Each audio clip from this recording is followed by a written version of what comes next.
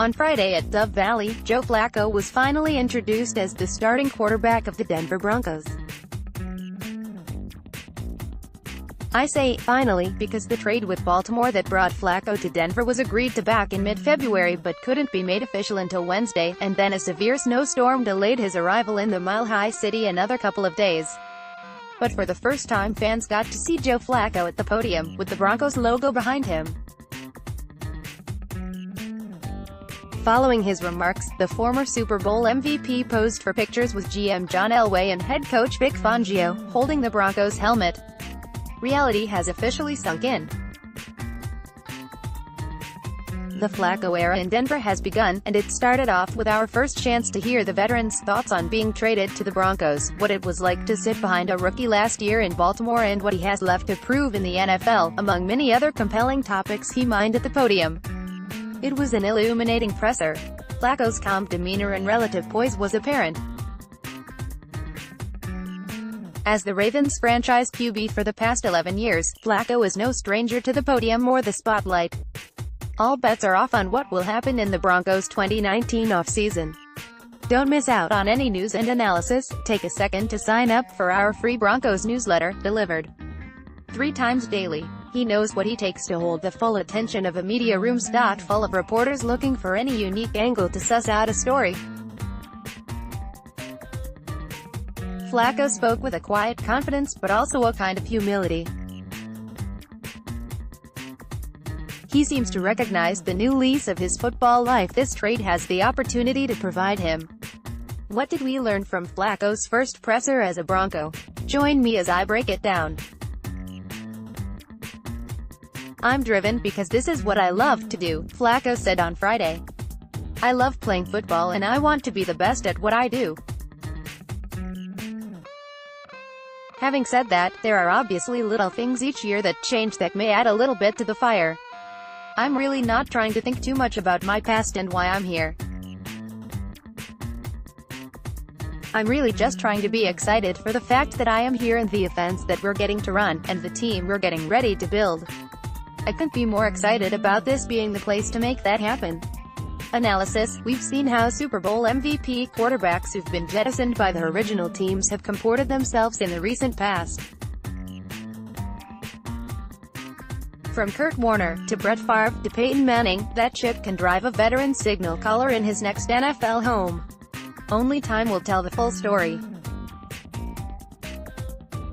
But after he settles into his new environs, I expect Flacco to perform with a fire in his belly. If I have to reflect back on that time in Baltimore, it was not very fun. It was miserable sitting there on the bench, not being able to contribute and not really feeling like you're a part of the team. But if that's what it takes to be in this situation right now and be as excited as I am about it and my family is, then that's what it takes.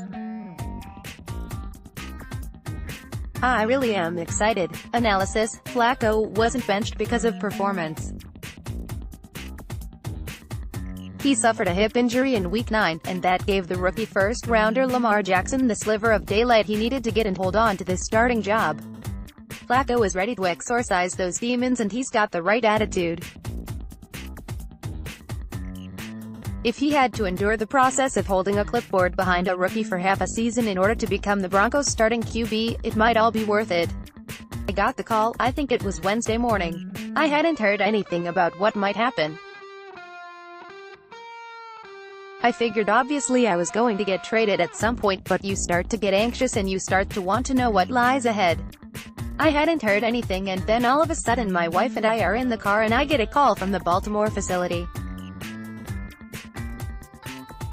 I was like, I don't know if I want to answer that because I want to at least know what I'm getting into when I answer this call, so I didn't. I figured they'd leave a message. Then 2 seconds later I got a call from Ravens executive vice president.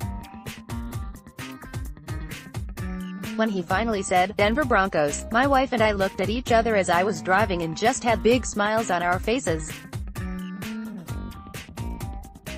Like I said, if that's what I had to go through to get where I am now, then I'm happy to have done it. Analysis: call it football serendipity. It took losing something he loved in order to land in the next right place. Flacco has been best when he's had a strong running game, a trusty tight end and a couple of outside weapons to be paired with a dominant defense. That model is what the Broncos are planning to duplicate.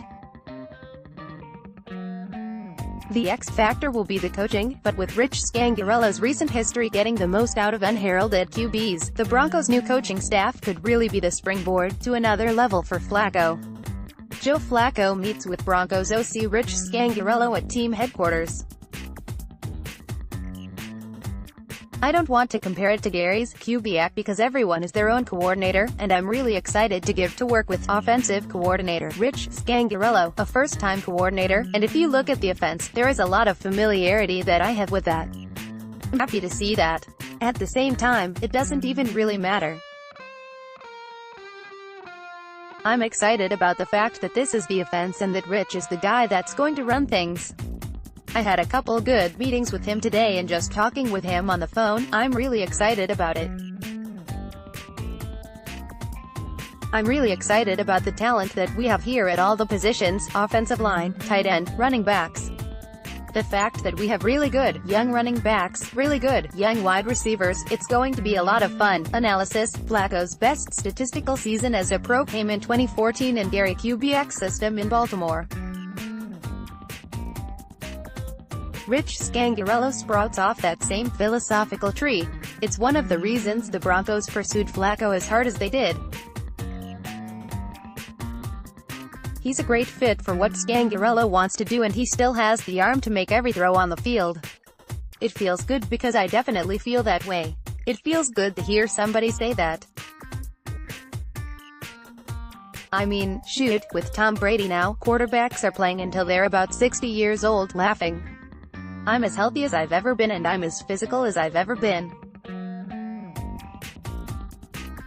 Obviously, anytime something crazy can happen, but barring anything crazy happening, I'm as healthy as I can be and as physical and as ready to go as ever. I'm excited about what lies ahead for me and my future. I'm not putting a number on how much time I've got left to play.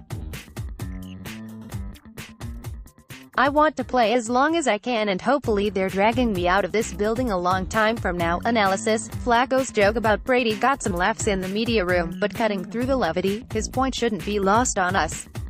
34 is the new 29 for NFL QBs. Elway won a Super Bowl at age 35 and 36. Peyton Manning won at 38 with the Broncos and now Brady's got him beat. Flacco ostensibly has another solid 5 years left in the tank. By the way, Flacco is the only QB to beat both Brady and Manning in the playoffs, in their own house in both instances. The onus is on the Broncos to glean every ounce of potential he's still got. That's why surrounding Flacco with the right coaching, a solid offensive line and formidable skill position players will be of the utmost importance. I haven't reached out to Manning. It's interesting you ask. I am new to this. It's completely different and obviously I'm going to find my way through it mostly on my own, but if that opportunity arises or something like that, it'd probably be a huge benefit to talk to somebody like him, who has gone through it. Not only has gone through it, but has made it successful. Analysis: one way or another, Flacco will get the opportunity to pick Manning's brain.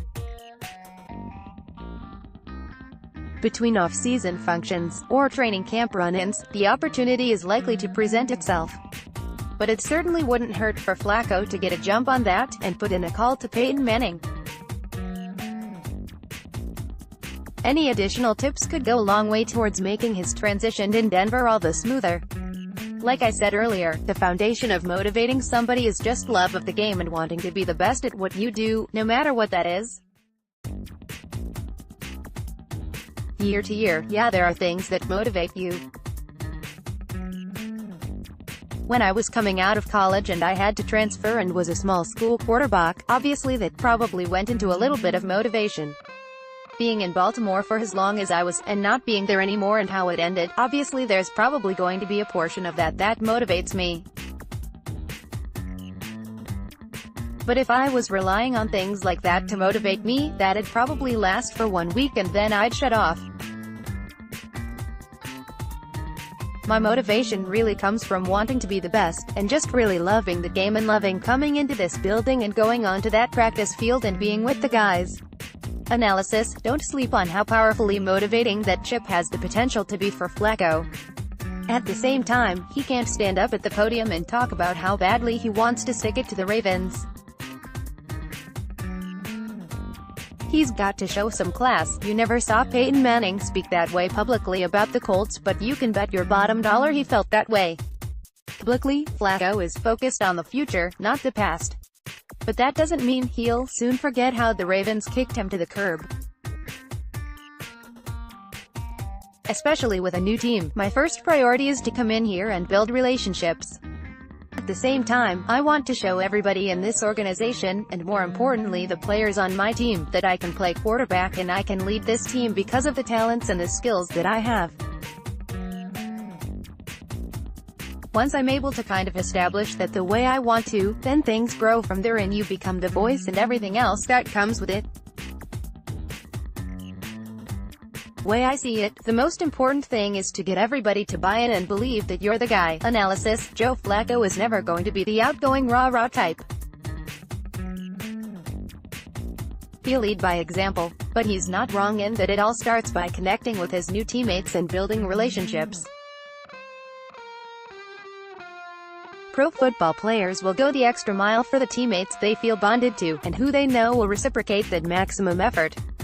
Rome wasn't built in a day, but by September, the Broncos could very well be reshaped in Flacco's image, if he's successful in his effort in building relationships. Winning football games. Listen, I've been in the league long enough to know that success is nothing but winning football games. I don't care if you're a young team, if you think you're rebuilding, if you go win 6, 7, 8 games, that's not success. I don't care what the expectations were for people at some point. Everybody's real expectations are to go win games and be in the playoffs. Then from there, see what happens and go win a Super Bowl. That's what everybody's trying to do, and that's what I'm trying to do the rest of my career, win the Super Bowl. Analysis: Flacco comes from a winning program in Baltimore. The Ravens have been one of the premier teams of the AFC since he arrived there back in 2008. They've won a lot of games with Flacco at the helm, including playoff games and a world championship. He understands how the championship sausage gets made, which is why it should be no problem to take on the Broncos' mantle of expectations, the standard of winning. Almost beating the Chiefs, or going 8-8 won't cut the mustard. Flacco knows that it all comes down to stacking W's in the standings. Like I said, I'm really excited with our running back there being a young guy, the receiver being a young guy. The fact that the staff seems to be really excited about the direction we're headed in on offense, I'm excited about it.